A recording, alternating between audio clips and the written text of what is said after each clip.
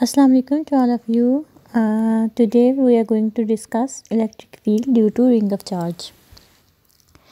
Basically हम लोग बात करने लगे हैं कि हमारे पास एक रिंग है जिसके ऊपर चार्ज है, उसकी वजह से किसी भी पॉइंट के ऊपर इलेक्ट्रिक फील्ड की स्ट्रेंथ क्या होगी। तो सबसे पहले हम लोग अज्यूम करते हैं कि हमारे पास एक रिंग है जिसके ऊपर पॉजिटिव चार्ज है जो कि यूनिफॉर्मली डिस्ट्रीब्यूटेड है। इसका मतलब हमारे पास जो लाइन के ऊपर चार्ज होता है उसको हम कहते हैं कि यहाँ पे लीनियर चार्ज डिस्ट्रीब्यूशन है, which is represented by the lambda. Lambda is linear charge density. Lambda is equal to charge per unit length. तो अगर यहाँ पे हम लोग एक सेगमेंट एज्यूम करते हैं कि हम लोग कहते हैं कि हमारे पास स्मॉल लेंथ है विच इज़ डी एस, तो उसके ऊपर चार्ज है डी क्यू और ये जो हमारे पास लेंथ है ये है डी एस। तो लैम्डा जो है linear charge density is equal to charge per unit length which is D Q over D S. उसके बाद हम लोग अगर यहाँ पे इस डायग्राम को देखते हैं तो ये हमारे पास जो है वो एक रिंग ऑफ चार्ज है जिसके ऊपर हम लोगों ने 2 पॉइंट्स अज्यूम किए हैं। First one is L and second one is M. और ये रिंग जो है इसका रेडियस जो है वो है आर। और इसके बाद हम पी पॉइंट के ऊपर, ये जो हमारा पी पॉइंट है, यहाँ पे हम लोग चेक करने लगे हैं कि इस रिंग की वजह से जो है इलेक्ट्रिक फील्ड स्ट्रेंथ उसकी वैल्यू क्या होगी। तो पूरे रिंग को अज्यूम करने से पहले हम इसको पार्ट्स में डिवाइड करते हैं। दो हम लोग इसके पार्ट्स लेते हैं। फर्स्ट वन इज़ एल जिसकी लेंथ है D S and second one is M, it's length is also D S. तो हम लोग पी पॉइंट के ऊपर ये एल की वजह से जो हमारे पास इलेक्ट्रिक फील्ड है उसको देखते हैं कि उसकी वैल्यू क्या होगी, उसकी मैग्नीट्यूड क्या होगी। उसको हम लोग रिप्रेजेंट करते हैं डी ई एल से। तो D L is equal to K D Q over R square according to Coulomb's law. हमारे पास इलेक्ट्रिक फील्ड स्ट्रेंथ होती है के क्यू ओवर आर स्क्वेयर। तो यहाँ पे डी क्यू चार्ज है इसलिए हमारे पास K D Q over R square. और ये जो हमारे पास पी पॉइंट तक का डिस्टेंस है तो सेंटर ऑफ द रिंग से ये है जी, और ये जो हमारे पास एल से पी पॉइंट तक का डिस्टेंस है वो आर है। तो यहाँ पे एक ट्रायंगल बन रही है। तो इस ट्रायंगल में अगर हम लोग एल से पी पॉइंट तक का डिस्टेंस देखते हैं विच इज़ आर, तो इस ट्रायंगल को अज्यूम करते हुए hypotenuse square is equal to base square plus perpendicular square. तो हाइपोटेन्यूज यहाँ पे आर है, R square is equal to perpendicular square which is G and base square which is R. So R square is equal to G square plus R square.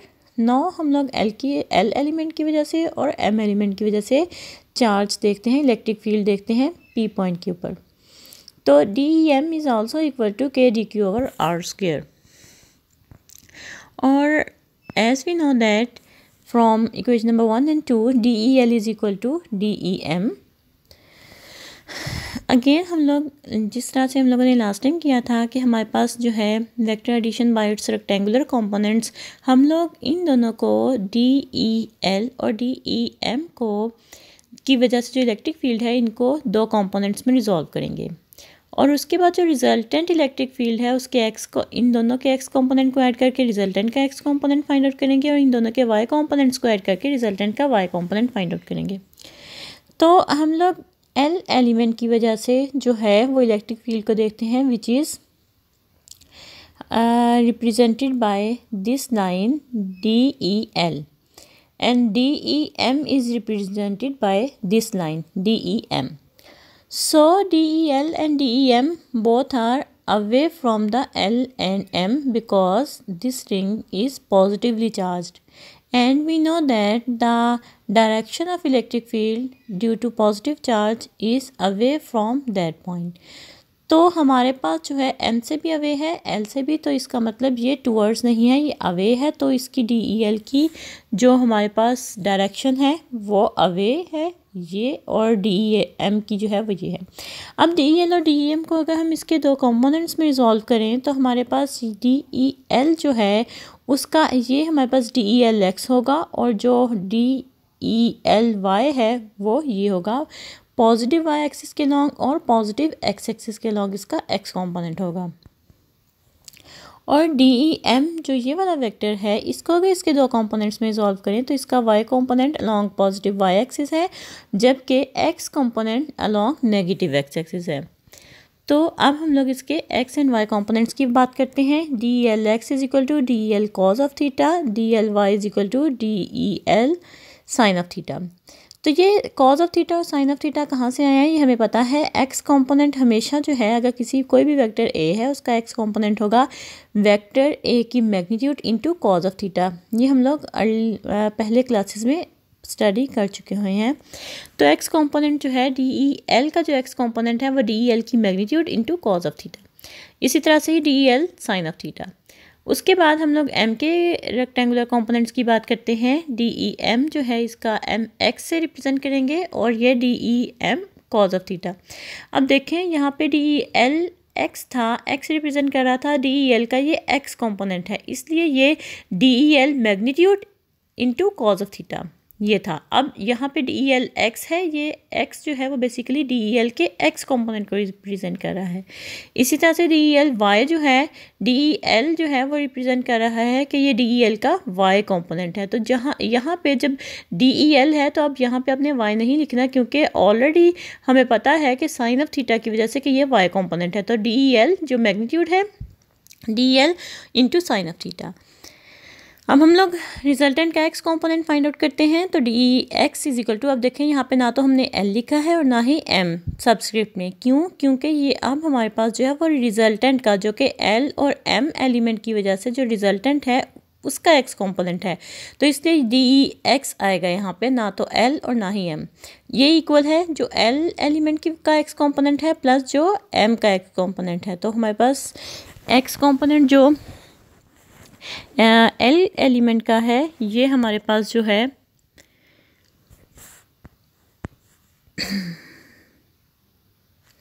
ये हमारे पास जो है इसका ये DELX प्लस DEMX। अब यहाँ पे देखें कि हमारे पास जो है नेगेटिव साइन है DEMX के साथ, क्योंकि ये DEMX जो है अलोंग नेगेटिव एक्स एक्सिस है, जो कि मैंने आप लोगों को पहले भी बताया कि ये हमारे पास जो है ये अलोंग नेगेटिव एक्स एक्सिस इसकी डायरेक्शन है, इसलिए इसके साथ जो है वो नेगेटिव साइन आया। अब हम वैल्यूज़ पुट करेंगे DEL cause of theta minus DEM cause of theta. जो हम लोगों ने पहले डिस्कस किया है कि हमारे पास जो है DEL और DEM जो है वो इक्वल हैं, इसका मतलब हम यहाँ पे DEM की जगह पे DEL पुट कर सकते हैं। तो हमारे पास ये DEX जो एक्स कंपोनेंट है वो 0 के इक्वल आ जाएगा। अब हम लोग बात करते हैं y कंपोनेंट की। तो दोनों का जो हमारे पास y कंपोनेंट है ये हमारे पास जो है वो y कंपोनेंट को रिप्रेजेंट कर रहा है। तो y कंपोनेंट जो है रिजल्टेंट का, अब देखिए रिजल्टेंट के y कंपोनेंट के साथ भी DEY है। अब ना तो L है और ना ही M, क्योंकि ये L और M एलिमेंट को ऐड करके रिजल्टेंट का y कंपोनेंट है।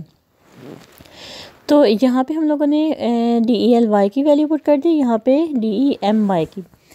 तो दोनों के साथ पॉजिटिव साइन है क्योंकि पीछे हम लोगों ने डायग्राम में डिस्कस किया था दोनों पॉजिटिव y एक्सिस के लॉन्ग है, इसलिए दोनों के साथ पॉजिटिव साइन है।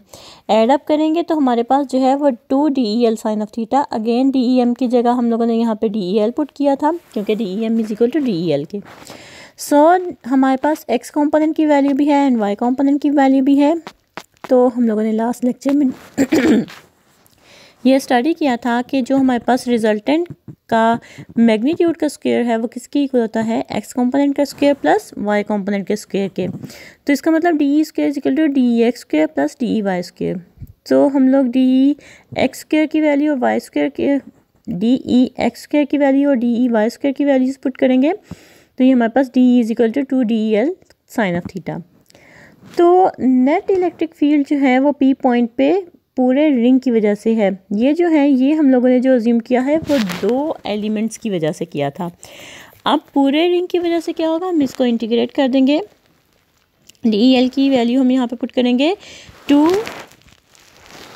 DEL साइन ऑफ थीटा और इसको इंटीग्रेट कर दिया रिंग के लिए। और अब हमारे पास E is equal to 2 DEL की मैग्नीट्यूड हम लोगों ने पुट की है which is K DQ over R square and sine of theta. Sine of theta किसके इक्वल होता है, जो हम लोगों ने पीछे हमारे पास रिंग के साथ एक ट्रायंगल बनी थी तो वहाँ पे थीटा हमारा किसके इक्वल है, साइन ऑफ थीटा, वो इक्वल है परपेंडिकुलर ओवर हाइपोटेन्यूज की। अब देखें परपेंडिकुलर क्या है Z, हाइपोटेन्यूज क्या है R, तो Z over R। Values put कर देंगे हम लोग तो हमारे पास जो है वो 2ZK DQ over R cube हो जाएगा। अभी ये हमारे पास तो DQ as we know that DQ is equal to lambda into DS, क्योंकि lambda is equal to DQ over DS। तो ये हमारे पास जो है वो किसके इक्वल हो जाएगा, DQ की जगह पे हम लोग पुट कर देंगे वैल्यू लैम्डा इंटू DS। ये हम लोगों ने वैल्यू DQ की जगह पे पुट कर दी। तो ये हमारे पास हो गया 2ZK lambda DS over R cube. अब इंटीग्रेशन यहाँ पे क्या है, हमारे पास जो कांस्टेंट्स हैं उनको इंटीग्रेशन से बाहर लिख देंगे और जो हमारे पास जो है वेरिएबल है उसको इंटीग्रेशन के अंदर ही रहने देंगे। यहाँ पे जो है 2 ये भी कांस्टेंट है, ये इसकी इंटीग्रेशन साइन से बाहर आ जाएगा। Z भी कांस्टेंट है, K भी कांस्टेंट है, लैम्डा भी कांस्टेंट है, ये और R क्यूब भी। तो ये हमारे पास जो है इंटीग्रेशन साइन से बाहर आ जाएगा। इंटीग्रेशन के अंदर सिर्फ DS रह जाएगा क्योंकि DS जो है वो स्मॉल एलिमेंट था। तो इंटीग्रेशन किसके ऊपर हो रही है, सारे एलिमेंट्स आपस में मिलकर पूरा रिंग बनाते हैं। और इसके साथ हमारे पास R जो है, अगर हम लोग R को देखें इस ट्रायंगल में तो ये देखें R स्क्वायर is equal to Z square plus R square. तो हम लोग जो है वो यहाँ पे और R इज इक्वल टू हमारे पास Z square plus R square का स्क्वायर रूट हो जाएगा और R की पावर 3 की जाए तो हमारे पास वो 3/2 हो जाएगा। तो ये हम लोगों ने Z square plus R square की पावर 3/2। अब हम लोग इंटीग्रेशन DS इसकी बात करते हैं कि ये इंटीग्रेशन DS किसके इक्वल है। अगर हम पूरे रिंग की बात करें तो पूरे रिंग का जो हमारे पास जो है सरकमफेरेंस वो 2πr के इक्वल आता है। लेकिन अगर हम लोगों ने क्योंकि 2 एलिमेंट्स अज्यूम किए हुए हैं तो अब हमारे पास जो है एक एलिमेंट की वजह से करेंगे तो दूसरे एलिमेंट का अंडरस्टूड है कि वो इसके अंदर आ जाएगा।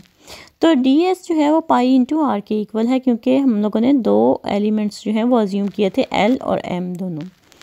तो हमारे पास जो है वो यहाँ पे पाई R पुट कर दिया तो ये हमारे पास E is equal to 2ZK lambda over Z square plus R square की पावर 3/2 इंटू पाई R। अब यहाँ पे अगेन हम लोग देखते हैं कि हमारे पास जो है वो lambda is equal to DQ over DS के इक्वल था। तो अगर हमारे पास जो था वो lambda is equal to DQ over DS के इक्वल था तो ये DQ जो है ये हमारे पास जो है वो किसके इक्वल है, DQ हो जाता है लैम्डा इंटू DS के। और अगर Q की बात की जाए Q is equal to lambda into integration DS। अब ये जो इंटीग्रेशन DS है अब ये पूरे रिंग के लिए है क्योंकि यहाँ पे हमने 2 एलिमेंट्स अज्यूम नहीं किए, यहाँ पे सिर्फ हम चार्ज की बात कर रहे हैं। जब हम चार्ज की बात करेंगे तो हमारे पास यहाँ पे इंटीग्रेशन DS जो है वो पूरे रिंग का जो सरकमफेरेंस है वो 2πr है, तो लैम्डा इंटू 2πr। तो ये वाली वैल्यू लैम्डा इंटू 2πr यहाँ पे जो है उसकी जगह हम Q पुट कर देंगे। तो ये E is equal to ZK into lambda 2πr over Z square plus R square की पावर 3/2। अब ये जो लैम्डा इंटू 2πr है इसकी जगह Q पुट कर देंगे तो ZK over R square plus Z square plus R square की पावर 3/2। ये हमारे पास जो है वो E की वैल्यू आ गई। ये हमारे पास इलेक्ट्रिक फील्ड है जो कि P पॉइंट पर है due to ring of charge. अगर हमारे पास Z is very greater than R हो मीन्स कि हमारे पास जो डिस्टेंस है between ring and the point is very greater than the radius of the ring, तो हमारे पास जो R स्क्वायर है वो निगलेक्ट किया जा सकता है क्योंकि Z स्क्वायर बहुत ज़्यादा है तो R स्क्वायर की वैल्यू को निगलेक्ट किया जा सकता है। तो हम यहाँ पे R की जगह पे 0 पुट कर देंगे तो Z स्क्वायर प्लस 0 की पावर 3/2। तो ये हमारे पास जो है वो हो जाएगा हमारे पास KQ ओवर Z स्क्वायर। हमारे पास जो है वो ये इसके इक्वल आ जाएगा। तो इट मीन्स कि रिंग जो है वो किस तरह से बिहेव करेगा कि हमारे पास सारे का सारा चार्ज जो है वो सेंटर ऑफ द रिंग में है, जैसे एक पॉइंट चार्ज बिहेव करता है उस तरह से ये बिहेव करेगा when Z is very greater than R। Hopefully आप लोगों को आज के लेक्चर की समझ आ गई होगी।